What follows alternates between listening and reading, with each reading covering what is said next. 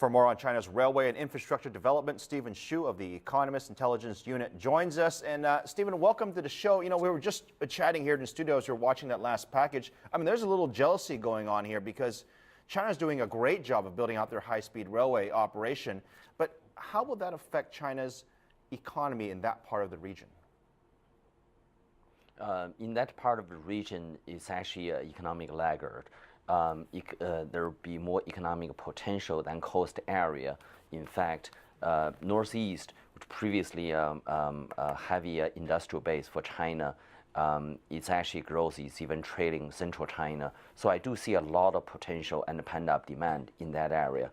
But having said that, I do believe going forward, China could have taken a more a cautious approach in terms of rolling out high-speed rail, because at this point, I think from financial return perspective, it's not going to be immediate gratification.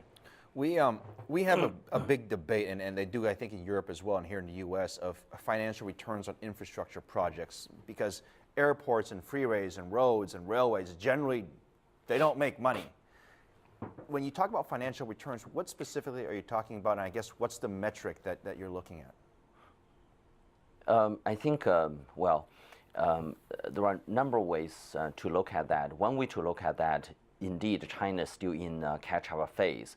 So if you build a highway, build airport, and build better infrastructure, then customer will arrive. And that has been proven to be true in many parts of China. But at the same time, given investment GDP ratio in China already reaching 50%, and in the long run, economic growth certainly cannot be driven purely by investment because you just can't justify the return. Well, and also potential overhang in the banking sector cannot be estimated. Stephen, that brings up an excellent point, because back in 2008, when the rest of the world was cutting back on spending of investment because of the stock market, because of the economy, China did the opposite. They did a massive stimulus on specifically infrastructure to build freeways and roads and bridges and high-speed rail. This time around, they still continue to spend billions and billions more on building out that infrastructure.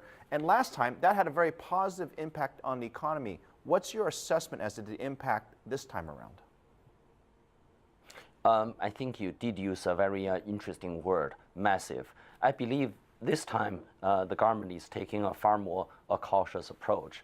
I also believe going forward, China perhaps can bring the private sector and the public sector partnership together, because to rely purely on bank lending and also local government's debt issuance will be negative in the long run for the economy.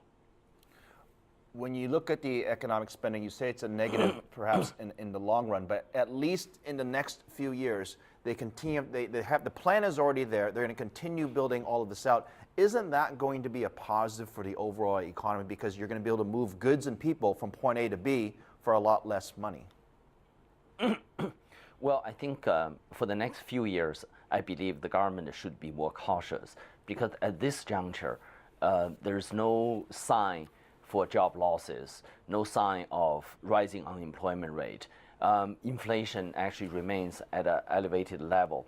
So I think China should just accept slower growth rate and achieving better quality of growth, even in the medium term. So to put it differently, I think the policy has to be somewhat adjusted. All right, Stephen, we're still a little jealous, but thank you very much for your analysis on the high-speed rail in China. We leave you